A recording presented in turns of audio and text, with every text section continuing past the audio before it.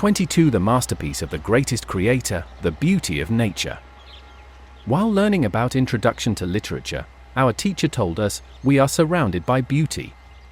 The reason we have failed to discover beauty is that we lack the eyes to perceive it. In 1986, I went to the Mandarin Duck Reservoir in Jinta County with my classmates from Jiuquan Education College. We got off the bus on the road from Jiuquan City to Jinta County. Guess what my first impression was? I felt the beauty of relaxation and happiness for becoming a part of Mother Nature because, as soon as we got off the bus, we saw the vast expanse of the endless Gobi Desert. It seemed that we city dwellers had entered another world of wildness, wonder, remoteness, and vastness. All of us cried out with one voice, "Wow, beautiful!" How can we say that the Gobi Desert is not beautiful? When I climbed the Great Wall at Badaling during my study at Beijing Foreign Trade University, I saw the meandering Great Wall fly like a gigantic dragon on the top of the undulating mountains. I felt a beauty of valiance, unrestrained freedom, and flying. During my study at Jiuquan Geology Technical School, I used to go climbing with my classmates. Standing on the mountaintop and overlooking the wilderness with curling smoke beyond the Great Wall, I felt a beauty of serenity, leisureliness, composure, and ease induced by the picturesque natural scenery. While studying in Mandarin Education College, I would sit by the Yellow River whenever I had the opportunity. Since I grew up by the Yellow River, I have a special love for it.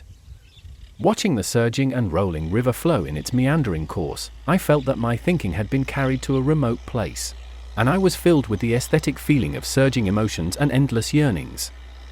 In the small islands of Luanda, the capital of Angola, in the Bela port of Mozambique, on the beach of Dar es Salaam, the capital of Tanzania, in the end of the earth of China's Hainan Island, in the Cape of Good Hope of South Africa's Cape Town, everywhere the azure sky and sea elicits in me an aesthetic sense of mystery, fantasy, eternity, and infinity. There is the world-famous Victoria Waterfall on the Zambezi River between Zambia and Zimbabwe. I used to drive a 6-ton truck of the Chinese Jiuquan brand to fetch water from there. Each time I approached it, I was overwhelmed by its tumbling heroism. Its vigorous momentum, mountain-shaking power, thunderous rumbling, dragon soaring, and the numerous rainbows among the waterfall created a dreamlike aesthetic feeling of dauntlessness and unrestraint. Harare is a garden-esque city, and Zimbabwe is a green country. Here, birds sing and flowers bloom all year round.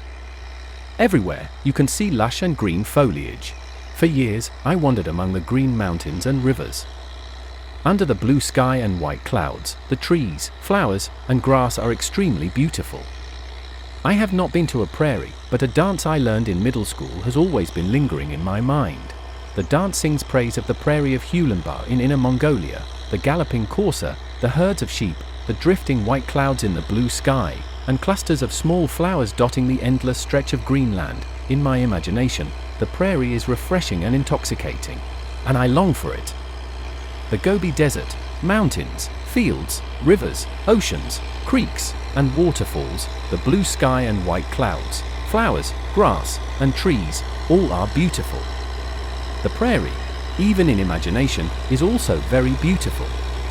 The starlight stretching across the sky, the morning and evening glows, the hovering eagles, the dancing butterflies, the grapes on the vines, the mouth-watering melons and fruits, the exquisite and translucent gemstones, the sparkling and shining dewdrops, the croaking of frogs, the chirping of insects, the singing of birds, the neighing of horses, and even the mirage. Nature displays strange and stunning beauty everywhere. Nature is beautiful, and man is even more beautiful. I have not seen the ancient beauties in China, nor have I studied any of them carefully. However, I have appreciated numerous Western beauties from the internet, especially nude ones.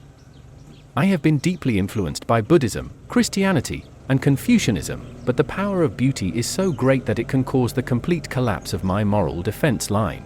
The temptation of beauty is so strong that it can intoxicate and thrill people. Sometimes I imagine them to be the painted skins, huapai, in strange stories from a Chinese studio, which will suck my marrow and blood, pull out my tendons, and skin me alive. I also know that her beauty of 18 is soft and tender, her charm is as sharp as a sword that can cut through an ordinary man, although he may look the same, unknowingly his marrow is sucked clean and dry. However, my natural inclination for beauty is so strong that I wish to be consumed by it. Should we turn a deaf ear and a blind eye to beauty? If beauty can cause our downfall, so can the beauty of nature. Aren't they the same? The earnest and tireless teachings of Jesus and Sakyamuni keep ringing in my ears. On the other hand, beauty bewitches me with its irresistible force. I have been plunged into deep misery and desperation. Why is this?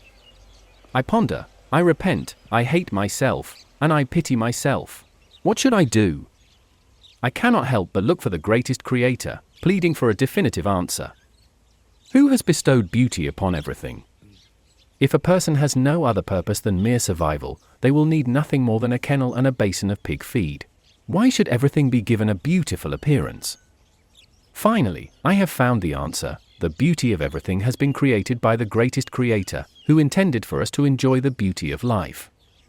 Now that the revered greatest creator of the universe has offered us beauty, why should we act against the will of the greatest creator and view beauty as a dreadful disaster? Is Jesus wrong? Is Buddha Sakyamuni wrong? No, not at all.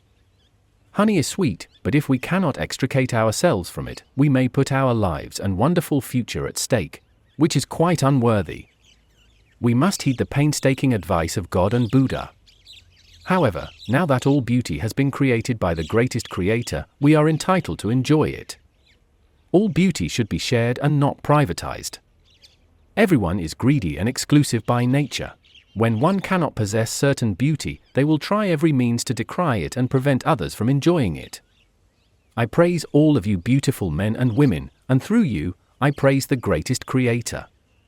Internet beauties, the road to paradise and Elysium world has been closed to you. Let me lead you to the 1,000-year world.